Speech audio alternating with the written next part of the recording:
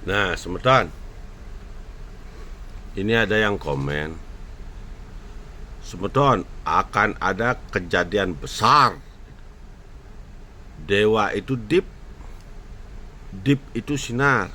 Ingat, nenek moyang terdahulu tidak mengenal ajaran Atma. Itu komen seseorang, itu benar?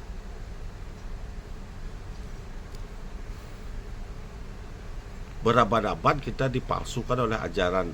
Hampir seluruh ajaran agama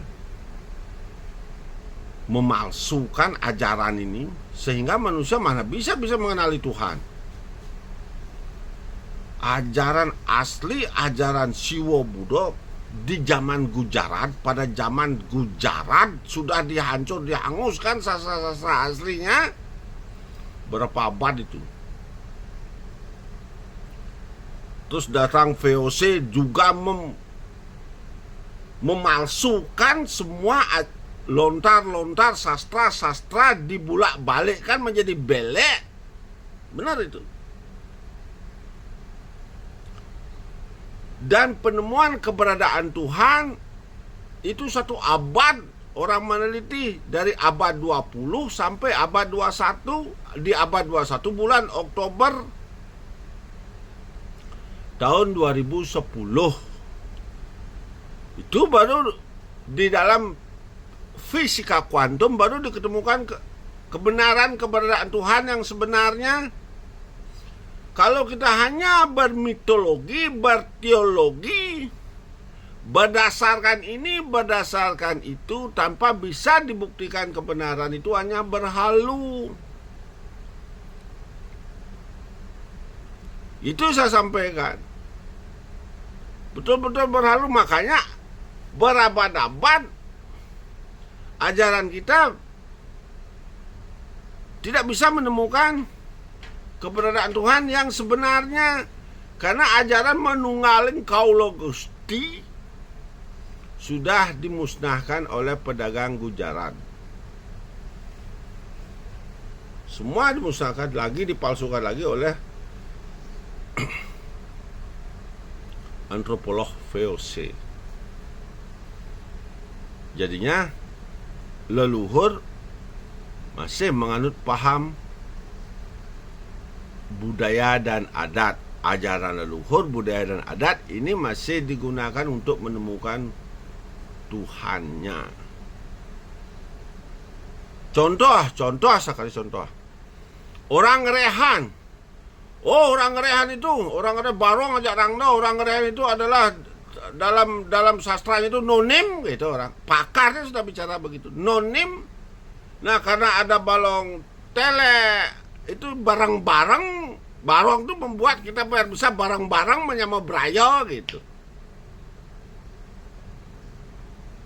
Padahal konteksnya nggak ke sana. Karena nonim, jadinya karena tidak mengenal adanya Atma, hanya bicara saja. Contoh, Tuhan itu tidak terbakarkan oleh angin, tidak terbasahkan oleh api, tidak terbakarkan oleh air.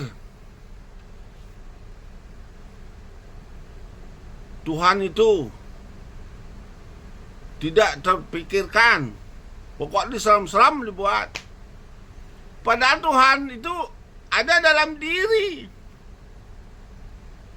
Memang tidak terbasahkan oleh air, tidak terbakar oleh api, tidak terhempaskan oleh angin. Tidak terhempaskan oleh api. Jempulak balik kan antropolog penjajah. Lagi contoh lagi. Ada catur sana. Di timur dibilang elemen pertiwi. Di selatan dibilang elemen air. Itu dibangga-banggakan oleh spiritual, bacaannya di posting di FB, di medsos. Kedek kita menonton. Kenapa demikian?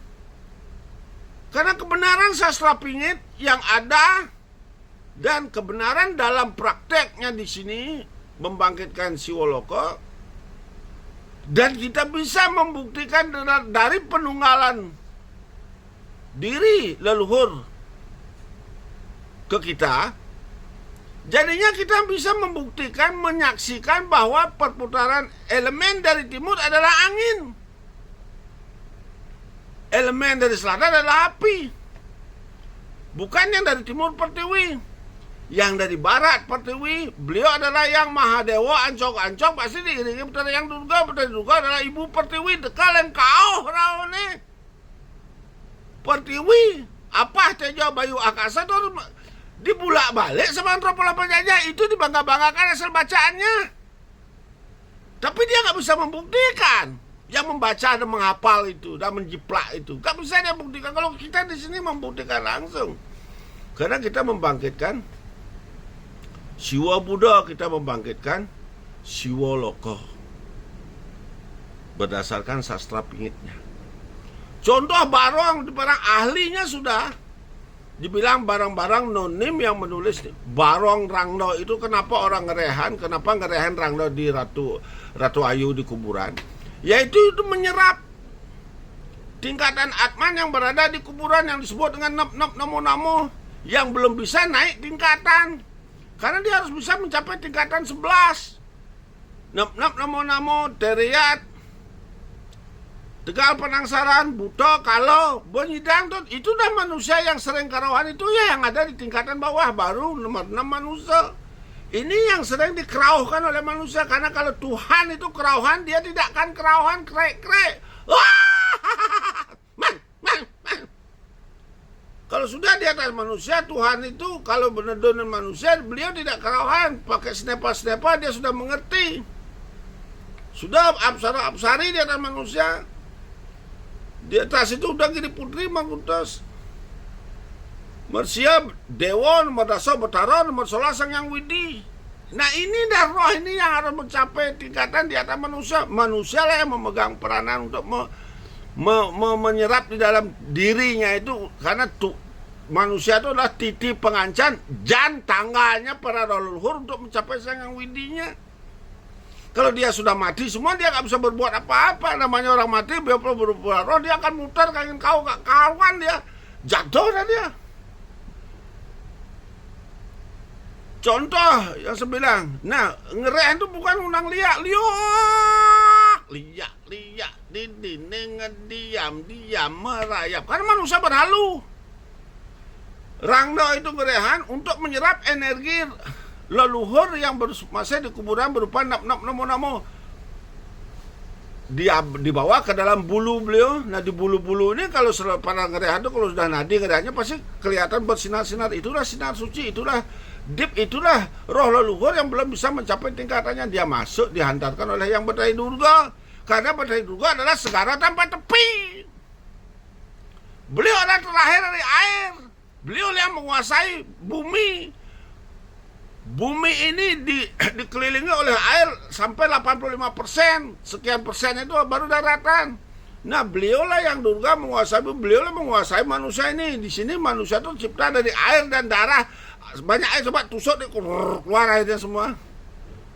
Itu. Nah, beliaulah yang mengatakan roh-roh leluhur yang dari kuburan untuk biar bisa terjun ke segala tempat tepi melakukan penyutaran di Panca Brahma. Itulah perjalanan orang ngerehan. Maka ada orang ngerehan terus orang bercalon narang napak Pertiwi biar leluhur bisa menyeimbangkan, istilahnya berbuaswa para roh leluhur yang setelah diserap dikembalikan ke segala tempat tepi biar bisa seimbang bumi, manusia, dewa. Karena manusia memegang peranan avatarnya bumi.